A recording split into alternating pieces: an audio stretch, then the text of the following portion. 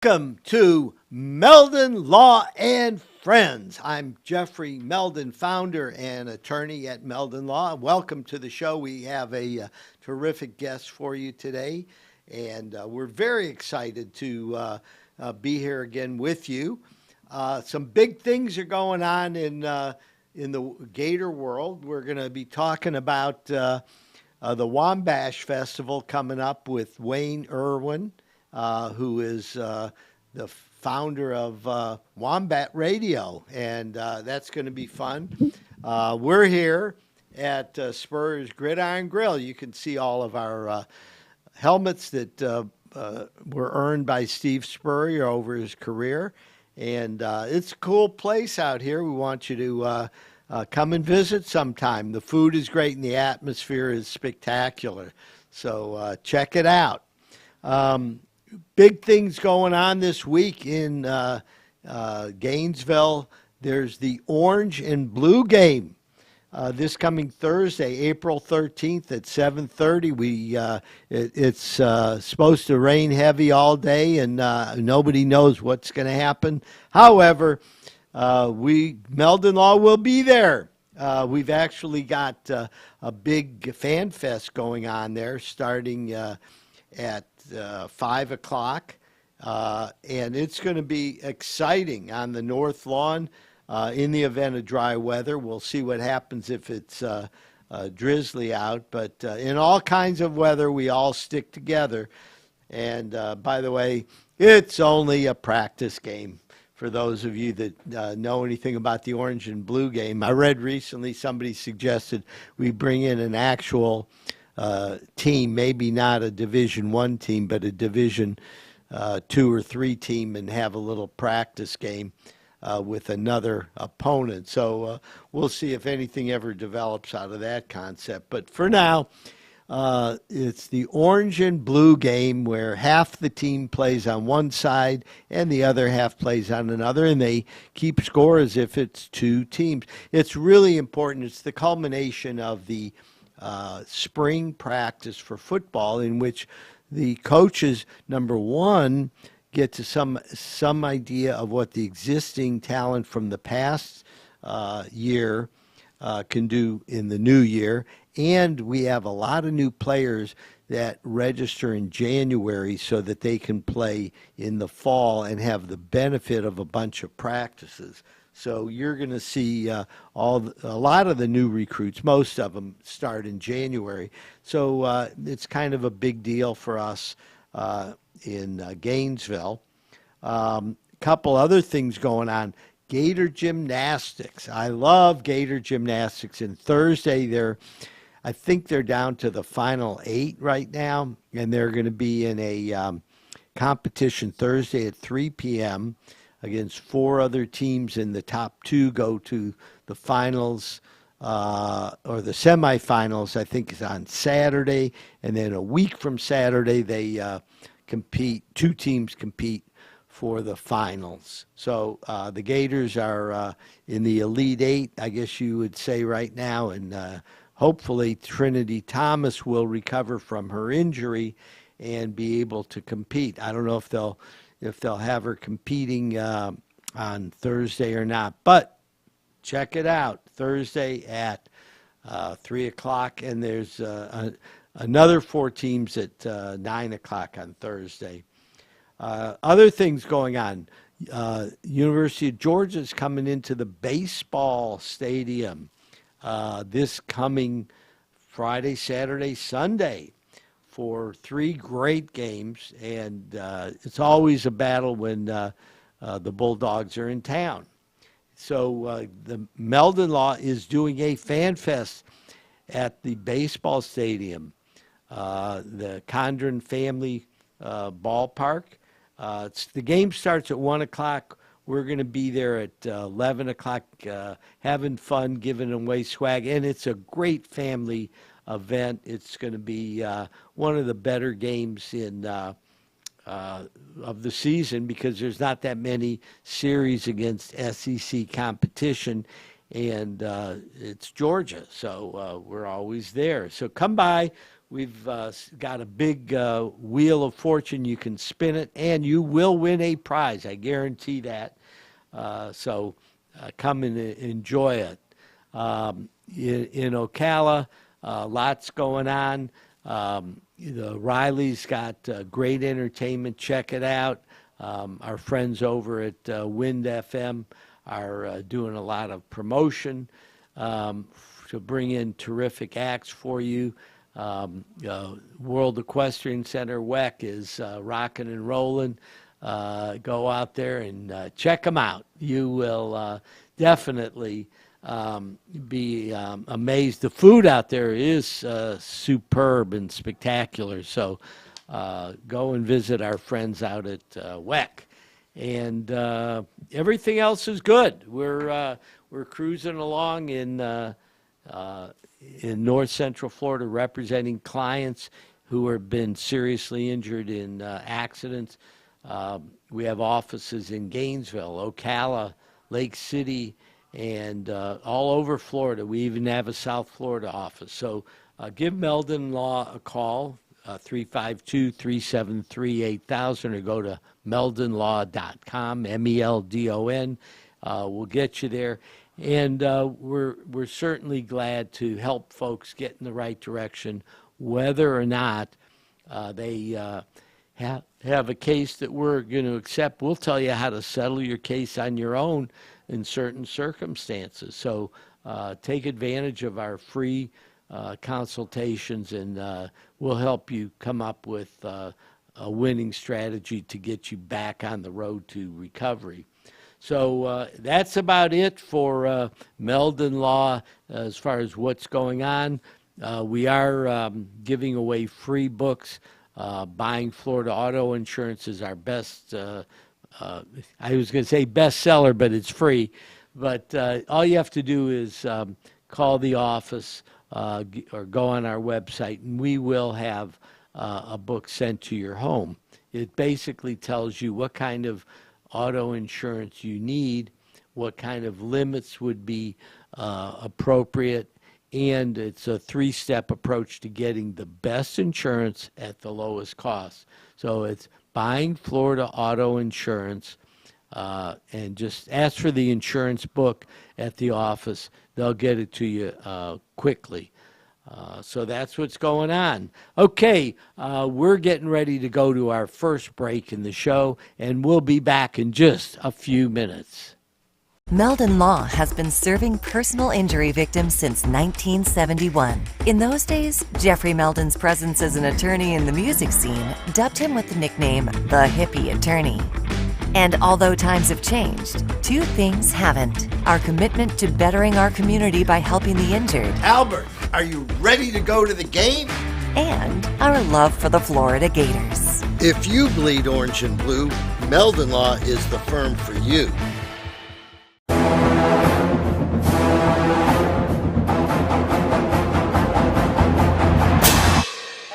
Jeffrey, what are you doing? Well, I'm joining the band, of course. Since Meldon Law is the official law firm partner of the Florida Gators, I want to help. Dad, we're litigators. Let's stick to helping people in the courtroom. Well, can we still hang out and jam a little bit?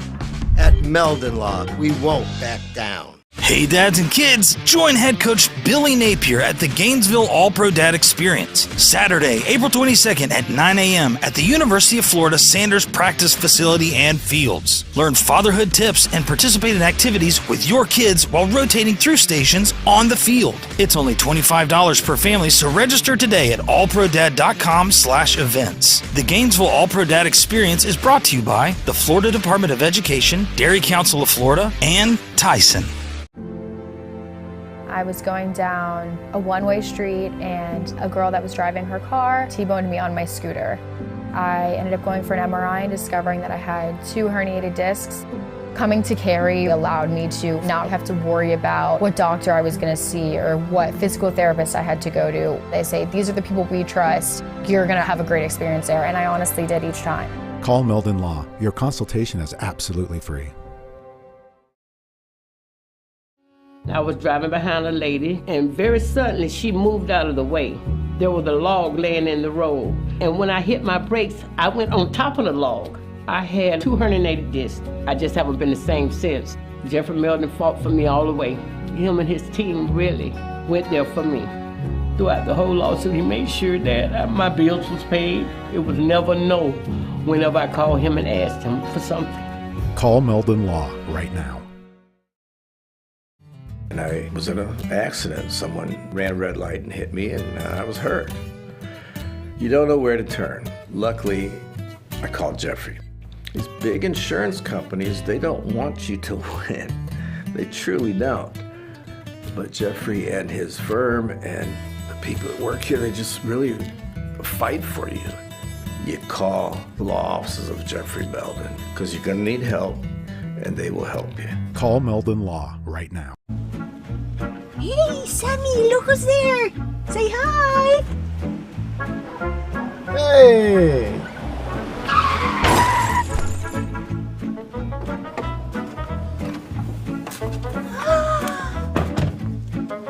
You again!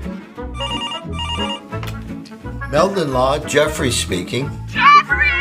Somebody else hit us here! Here we go again.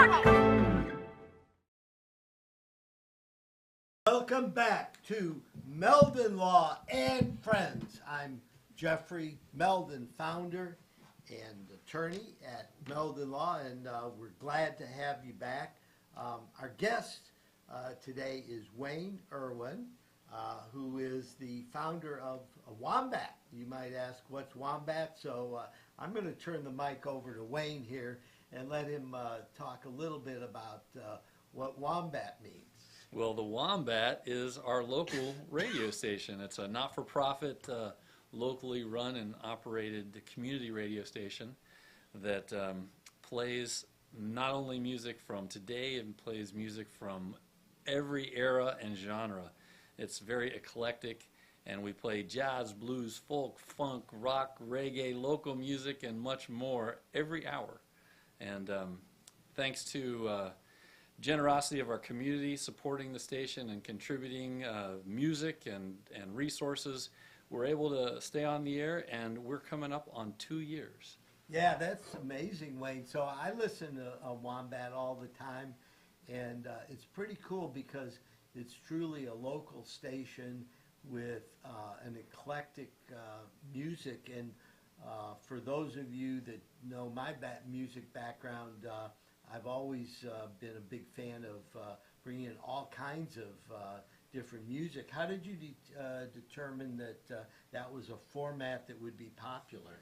Well, one of the things that I realize, as well as the rest of the programming team, is hardly anybody listens to just one genre of music. We all listen to so many different formats, and radio, as we have become used to it, has fallen into this sort of one format, one style of music, and almost everybody I know likes to listen to more than one. And so that's how we came up with the format, and we were apparently more right than we knew. The love we're receiving is really wonderful. People appreciate the eclectic nature of the format, that they can listen to one station and hear all different kinds of music. You know, it's true because, you know, nowadays it's either country or talk or, you know, oldies or, you know, top 40 or, you know, those are the, you know, kinds of format of the stations that are, you know, the top 10 stations in the market are typically fall into those categories, and they don't stray too far from those formats. It's true, and it's not that they're playing bad music, it's just that they're playing the same music over and over. And you might get tired of that. And if you get tired of that, well, we're here for you. So tell us your secret. How do you program it? Well, we started out with basically coming down to the fundamentals. Who are the artists that are the building blocks of American and world music? And we started off with them. And so, for instance, like sometimes when somebody will hear the comments, I heard this song that I remember from when I was a kid, and it was This Land Is Your Land, and I don't know who was singing it, and we're like, that's Woody Pete Guthrie. Seeger, No, or Woody. no, Woody Yeah, Guthrie. Woody Guthrie. That's the Yeah, original the version. original, yeah. And so, you know, that's kind of where we started from, the building blocks, and we continue to add to it. We have terabytes of music in our library with over 8,000 songs in rotation, with not only today's music and, you know, contemporary jazz or blues or pop or whatever, also the old tunes that you maybe haven't heard for a long time, or maybe never heard the actual original version of, and including a lot of the bands that you booked back in the day, the Great Southern. I mean, when I saw what you did there, that's some of the roots music of what we listen to today. Yeah, I mean, when you know, you look at Ray Charles, he performed at the Great Southern Music Hall. He had 6 different shows. One weekend he played 2 on Friday, 2 on Saturday, and then he was back another time. He did a early and a late show, and we got to have Ray Charles and his band actually practice at the Great Southern Music Hall for a whole week. That's awesome. That was pretty cool because he wanted a place to practice. A lot of people may not realize, but he was not only a genius, but he worked really hard at making sure everybody in his group was on target. He did not suffer fools. So I imagine so, because his music reflects it. I mean, what a great collection of musicians that he always performed with. Yeah, the Raylets and all that, and, you know, and some of the other, you know, Waylon Jennings. You know, there was 4 or 5 outlaws, right? Chris Christopherson, Johnny Cash, Willie Nelson, Waylon Jennings, and the Highwaymen. Yeah, absolutely. And they really, you know, it's interesting because I've always enjoyed country music, but they kind of brought it into the 20th century as far as, I mean, you can, you know, go back and say, well, it was really Hank Williams or it was really Bill Monroe, okay, who brought country music into a, you know, a new kind of an upbeat kind of a mode, but certainly the Outlaws or the Highwaymen or whatever you want to call them. No, definitely. They brought it to the masses, and with us all-star, it was a supergroup, one of the earliest supergroups, you know, and those, you know, Bill Monroe was kind of like the father of bluegrass, and these Willie Nelson, he's become multi-genre. Everybody loves Willie in one form or another. He's even done reggae, which we play some of that. Some of the Willie Nelson with some reggae artists is fantastic stuff. Yeah, and then, you know, then we had folks like Ike and Tina Turner, and Tina Turner could, you know, really be called the queen of rock and roll. To a significant degree, absolutely. She's certainly a pioneer, and the way she belted it out, and her performance and her live presence was epic. Yeah. You know. I mean, the Rolling Stones were huge fans of, you know, Tina Turner, and they really tried to, you know, promote. You know, it's so interesting because I was around during the British invasion, and what was interesting is the British were listening to the blues, R&B and blues and rock and roll music from the United States. Chuck right? Berry, yeah, big influence. Well, Chuck yeah. Berry and Elvis and Little Richard and you know, and Bo Diddley and the Everly Brothers and Bo Diddley and you know, all those early groups, and they did their British spin on it, and then came back as the Beatles and the Rolling Stones, and all of a sudden they called it the British Invasion. Right. But it was really heavily influenced by what was going on in the United States. Reintroduction of the same music back to the country it came from, yeah.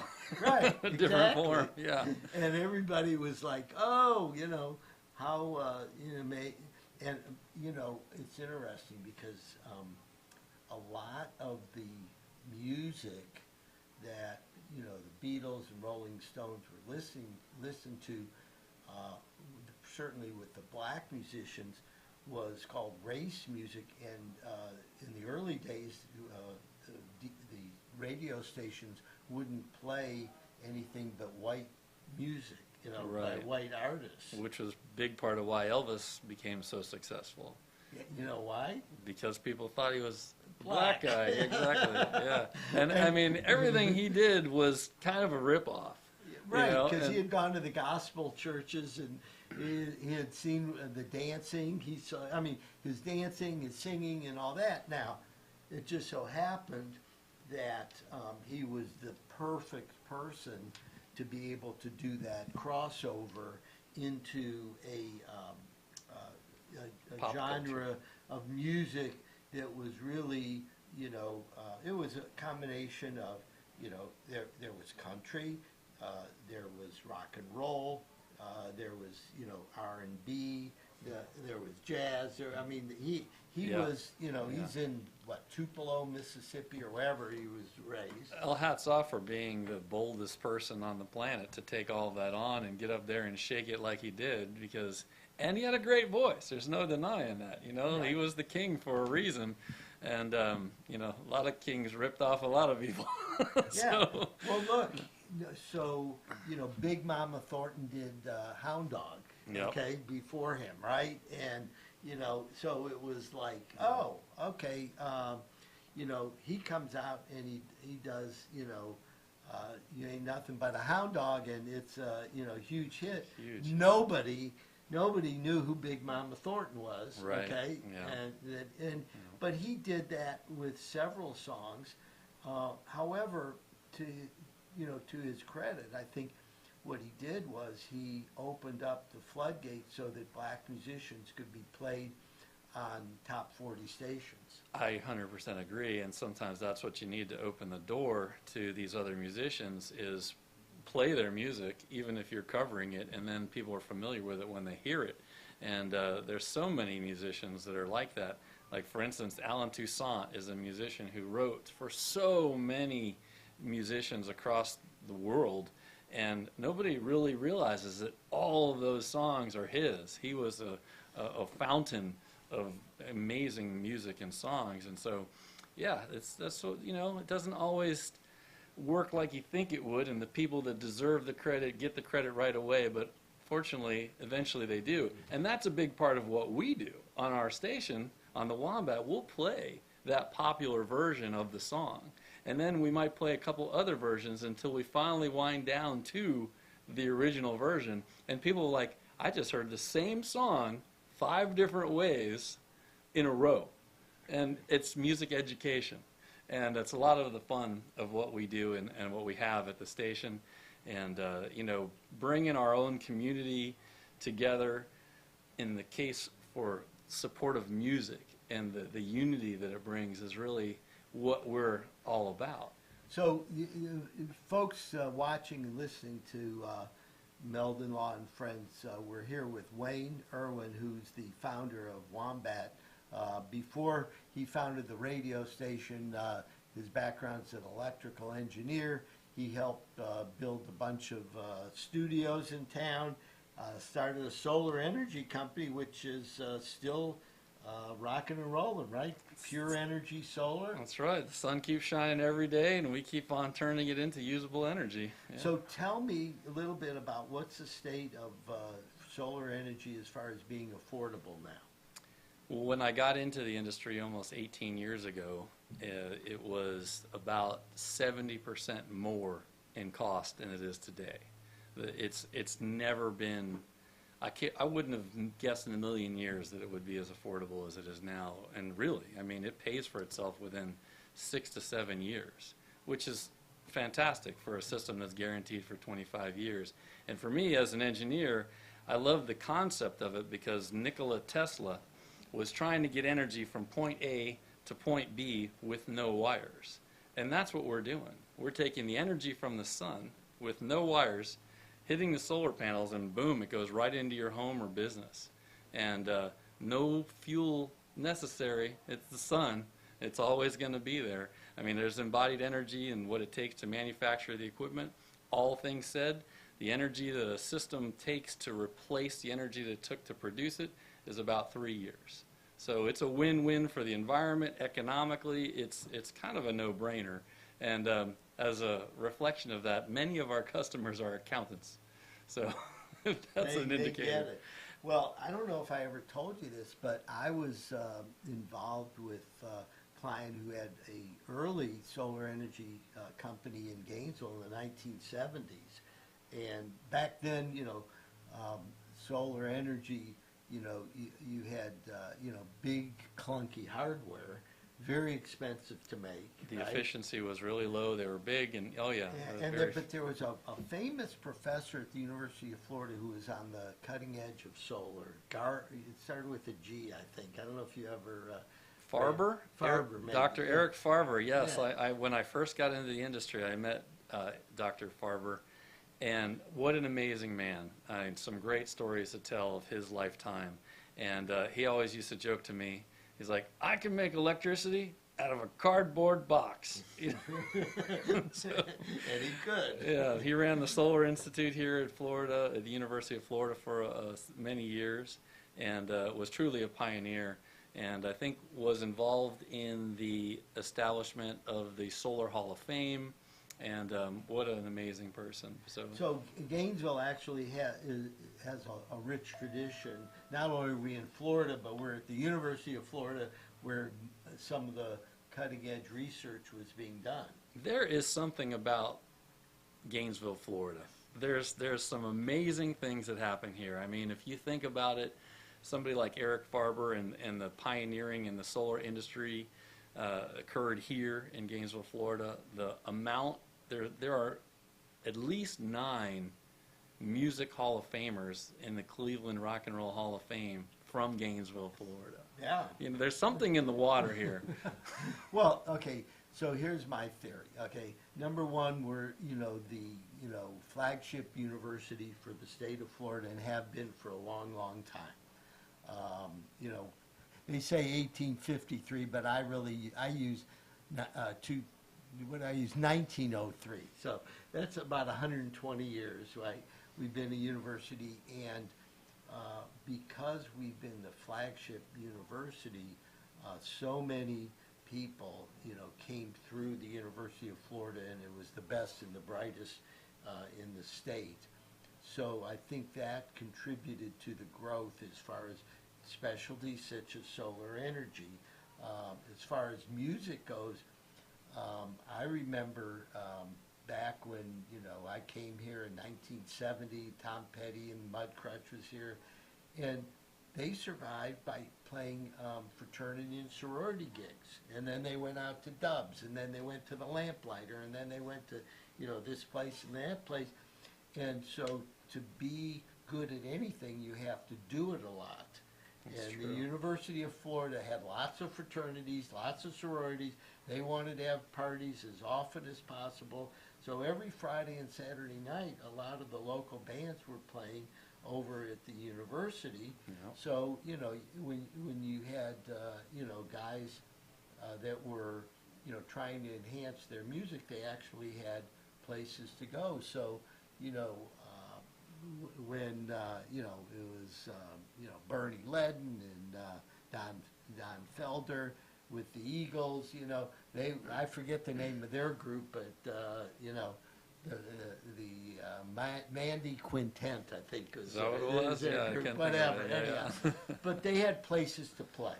Yes, Okay? yeah. So, as the biggest university in the state with lots of fraternities and sororities and clubbing around here, there were places for the musicians to play. And I think that was a huge part of it. And then, of course, Lipham's Music Store. Legendary, yeah. Well, what was legendary about it was Buster Lipham would let you walk out of the store with what today would cost you $10,000 worth of equipment on a handshake, an agreement to pay him back, $50 a week. Back then it was, you pay me $10 a week, and if it takes you 2 years to pay it off, that's okay. Classic, yeah. I mean, I think he's responsible for a lot of the success of the bands in our areas, like the Allman Brothers, like Tom Petty, and just the generosity and support for the music industry and community.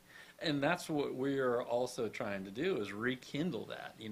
The energy that has already been established, the building blocks that have already been made and paved by you and by the other people that have come before us, that have made the music community as strong as it has been. And it's exciting. It's an exciting time, and it's amazing to look back at the history of what has gone on in our little community. And it's really just so, we're so proud to be a part of it. And well, you know what, Wayne, I want to jump in here and let's talk a little bit about the Wombat. So the name of the radio station, okay, is Wombat, and it's 90.1 FM or digital. What's the digital signal? Well, we're 90.1 FM, and that's on air, and then our online is it's WMBT901.com, and so the reason and the way we came up with the Wombat is we were trying to come up with, what do you do with WMBT? How do you? You got those call numbers? Yeah, those call letters came. So you didn't pick them out? No, we didn't pick them out, and so we were trying to figure out what to do with it, and we came up with a bunch of different ideas, and then after thinking about it for a while, and we had a little whiskey tasting, suddenly it became clear. Just add a couple of vowels, and we are the Wombat, and it kind of just took off from there. And so that's how we became the Wombats, for Gainesville's Wombat. And it's just been a ton of fun putting this all together. But we're all here. We all live here. We're raising our kids here. We've been here. This town has given us a lot. A lot of us have found our identities, grew up and figured out who we want to be. And to be able to give back to our community is why we're doing it. Because we all have full-time jobs. We all have families, and so being able to participate in this radio station and to do what we're doing is our reward.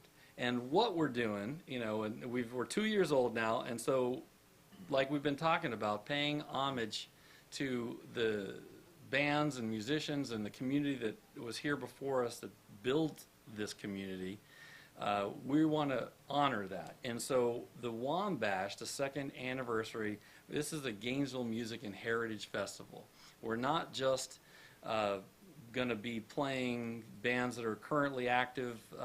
We also are going to have basically like a music and video festival, because we're going to pay tribute to musicians who have paved the way for us, like Bo Diddley, like some of the musicians and contributors to our music community. We're going to have video vignettes, like a film festival going on in between the bands, and it's really an honor of honoring the musicians that have come before us, as well as the current ones. So wait, let's get into it.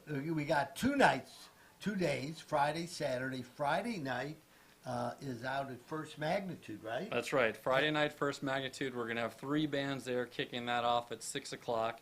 And those bands are Avi Bortnick's Compone. It's like a superstar band of talented musicians that played here in Gainesville, but now live in California and New York, and they're just all over the country, and they play with every musician in town. They're in the country.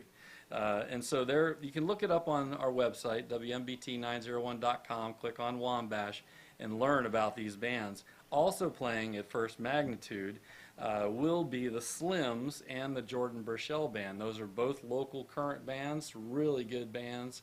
The hardest part was narrowing down who the bands are going to play. There's so many good bands, and we were fortunate that everybody we asked, which was the top of the list, all said yes.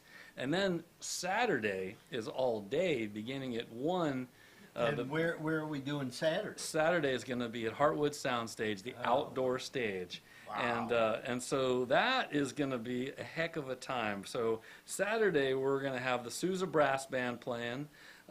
This is Jazz Explosion. I've heard them 3 or 4 times now. They're great. They're great. A ton of fun. And then the Ones to Blame is an all-lady, can I say anything I want here? Because they're a shit-kicking band. Okay. I thought you said you were going to say they're a chick band. They're all ladies, and they're all ladies, and they're gonna kick some butt. They're great.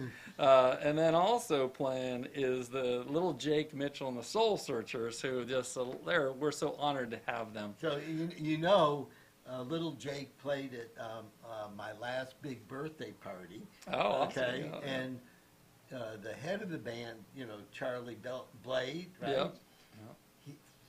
40 years before my big birthday party, he played at my wedding, and he had some of the same people that are in Little Jake and the Soul Searchers, except back then it was Weston Prim and Blacklash. Well, that explains why 40-plus years they're all such great musicians. Oh, my God. No, I mean, that group, Little Jake, he's backed up by a solid soul band. I mean, you want soul and R&B, they are terrific. We couldn't be more honored to have them with us and playing, and so we're psyched to see them and have them play for everybody. And then we're also have Morning Bell, which is a band that's been in Gainesville for 20 years, super talented musicians, great songwriters, and we're having a reunion show of a band that held the torch back in the 90s, and they were getting them back together for the first time in 20-plus years, and that's What It Is. Oh, wow. That's going to be a big deal, right? Super fun funk band, and we're excited to see them. And it's funny because our headliner band is almost as excited as we are, and when I told Ken and the guys in Sister Hazel that What It Is was playing, they were so happy to hear about that. They're excited to see them. Well, yeah, because What It Is was huge, and I'm trying to think of when Ken's big hits came out, probably in the 90s. Yeah, right? and so Sister Hazel is Ken Block, and they were playing the same festivals at the same time, and then Sister Hazel just took that torch and let it go, and has done great all these years. And so we're really thrilled to bring them to the Wombat second anniversary. So it's going to be a great night, a fun time. Now, And did you tell me Bortnick was in What It Is? Yeah, Avi Bortnick's in What It Is, and he's also played with John played and recorded with John Schofield, toured around with him. He's just a monster musician, guitarist, very talented, and everybody wants to play with him.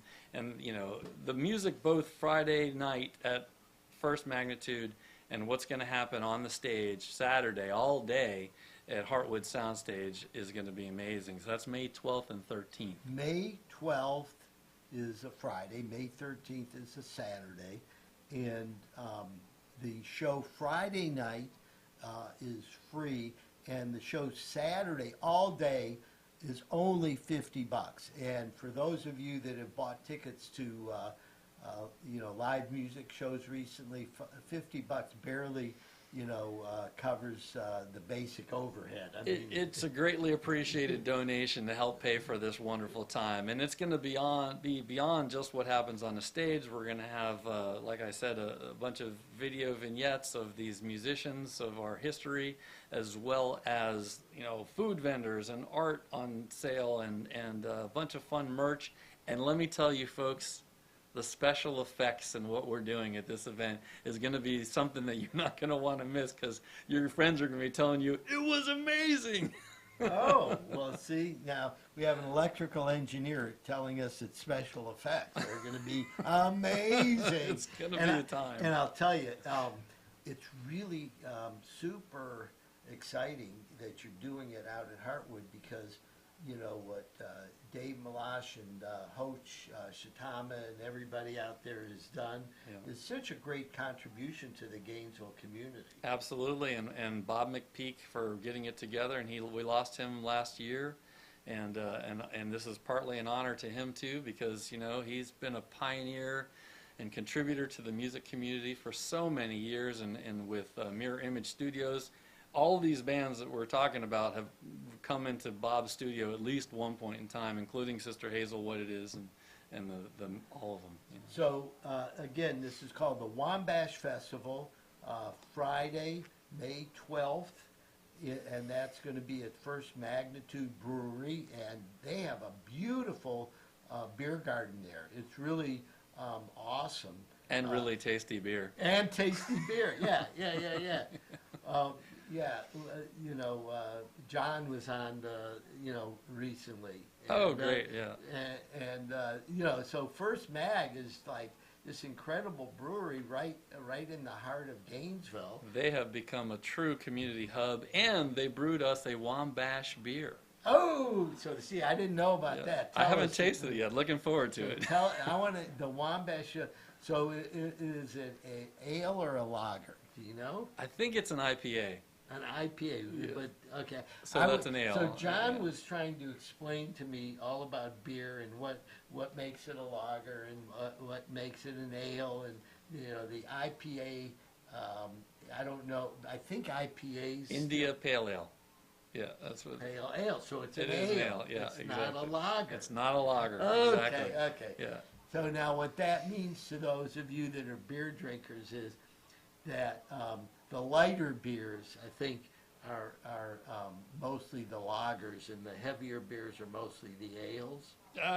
All I watch out is for the alcohol content because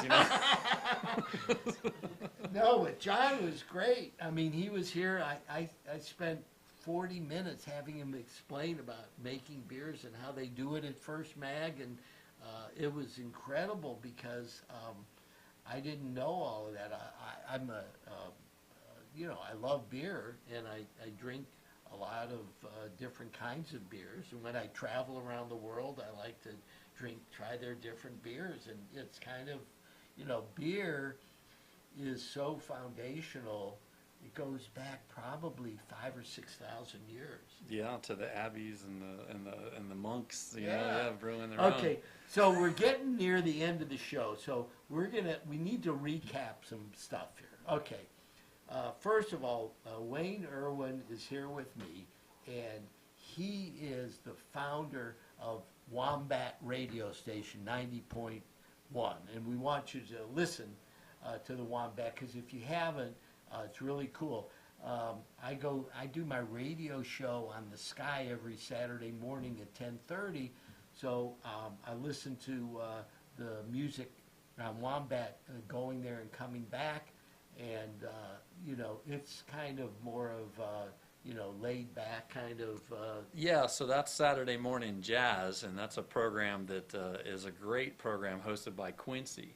And he does a great job in researching the information about the jazz artists. So if you are not in Gainesville and you can't pick it up and you want to listen to it on your stream, it's WMBT901.com.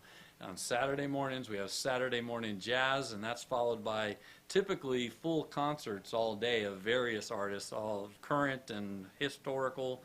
And then the programming generally throughout the week is very eclectic, but we also have a wonderful program on Wednesdays, 6 a.m. and 6 p.m. called Shift Change, hosted by the Arts and Medicine program at Shands, telling their stories of their patients. It's a wonderful program.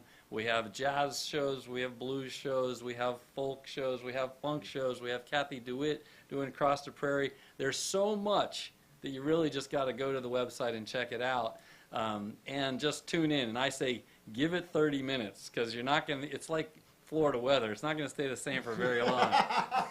Anyhow, the big deal is the Wombash Festival at Heartwood and also at First Mag. May 12th and 13th. May 12th and 13th. But go online. You can go to meldonlaw.com and get tickets. We posted it right at the top of our homepage. You'll see where you can buy tickets for the Saturday show. Friday is free, but you got to be there Saturday. I'm telling you, that's going to be an incredible day at Heartwood. So go to meldonlaw.com to get your tickets for the Wombash. And how else can they get tickets for the Wombash? WMBT901.com. Click on tickets. Okay. So we're going to support our local music scene. It's great. And what a great way to have a wonderful weekend and have listen to some amazing musicians in Gainesville. Does have something special in the water. And Sunday's Mother's Day, so bring your mom. Bring your mom. Okay, guys, we're getting ready to wrap up here on Meldon Law and Friends, and I want to thank Wayne Irwin for joining us. The Wombash Festival is going to be a big deal. We're going to promote it ourselves on Meldon Law and our radio show. We thank you very much for listening to us, and we'll see you next week on Meldon Law and Friends.